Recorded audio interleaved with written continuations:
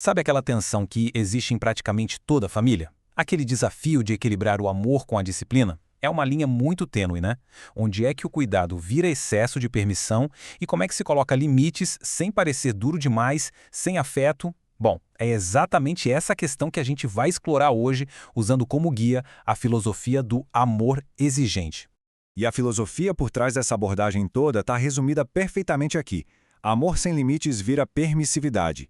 Limite sem amor vira rigidez. E esses são dois extremos que muitas famílias conhecem, e conhecem muito bem. De um lado fica aquele medo de frustrar, de dizer não. Do outro, a gente vê a imposição de regras de uma forma tão fria que acaba afastando todo mundo. Então, o ponto-chave aqui, a grande sacada, é que a verdadeira transformação não está em nenhum desses extremos. Ela está justamente no equilíbrio entre os dois. É nessa mistura, nessa dança entre amor e exigência, que a gente encontra um caminho para ter relações mais saudáveis, mais responsáveis. Mas ok, como é que a gente acha esse equilíbrio na prática, no dia a dia? O programa Amor Exigente oferece um verdadeiro mapa, um roteiro para a mudança, pensado justamente para orientar as famílias que estão buscando esse novo caminho. A base de tudo isso são 12 princípios. Eles vão desde aceitar as nossas próprias imperfeições até entender a importância de ter organização na vida. É um sistema bem completo, de verdade. Para essa nossa análise, a gente vai mergulhar no primeiro e talvez o mais fundamental de todos, aquele que é o pontapé inicial para qualquer jornada de mudança. E esse primeiro passo é o chamado princípio identificador. A ideia aqui é simples, mas olha, é muito poderosa. Antes de tentar consertar qualquer coisa, a gente precisa primeiro parar e reconhecer quais são os nossos valores, nossos objetivos, para qual direção a gente quer ir na vida. A definição oficial diz que esse princípio é um processo para a gente reconhecer que os problemas, na maioria das vezes, não surgem do nada. Eles têm raízes mais profundas, na estrutura da sociedade, nos valores que a família adota ou às vezes até nos que ela deixa de adotar. E claro, na forma como cada pessoa constrói a própria identidade e os seus objetivos. E essa ideia não é só um conceito bonito, não. Ela tem um respaldo bem forte na psicologia, mais especificamente na terapia cognitivo-comportamental, a famosa TCC.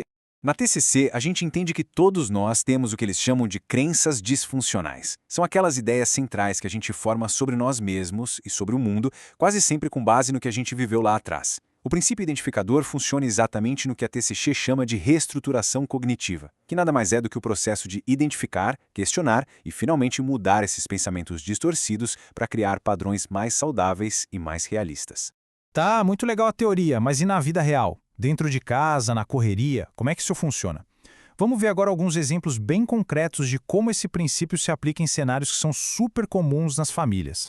Primeiro exemplo. A identidade distorcida. Pensa num jovem que cresceu ouvindo muita crítica. O pensamento que vem automático na cabeça dele é: eu não sou bom o suficiente, então nem adianta tentar. A aplicação do princípio aqui é exatamente questionar essa crença. A família e a pessoa trabalham juntas para construir uma nova verdade. Olha, eu posso ter dificuldades sim, mas eu sou totalmente capaz de melhorar.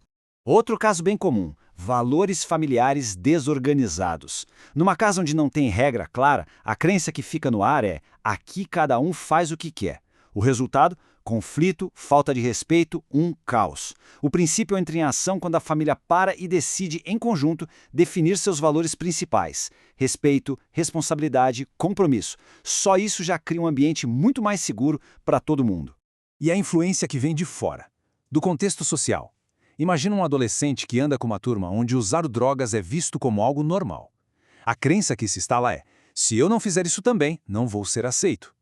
O princípio ajuda a pessoa a refletir: peraí, quais são os meus valores? O que eu quero para a minha vida?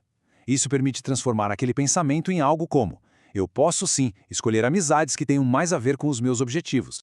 E por último, um que atinge muita gente, a falta de propósito. Um adulto vivendo no piloto automático, sabe? Com aquele pensamento constante de: minha vida não tem direção, o resultado é desmotivação, é deixar tudo para depois. Aqui, o princípio é aplicado para definir metas claras, tanto pessoais quanto profissionais. Começando com passinhos pequenos, gerenciáveis, só para criar aquele impulso inicial.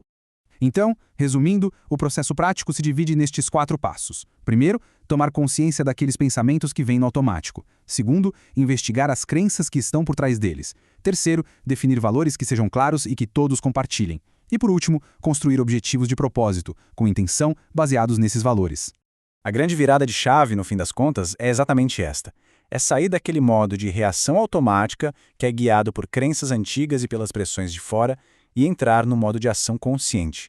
É ter uma vida guiada por valores e objetivos que foram escolhidos, que foram definidos de propósito. É por isso que o princípio identificador é o ponto de partida de tudo. Sem saber quem a gente é e para onde a gente quer ir, qualquer tentativa de mudança fica meio frágil, sabe?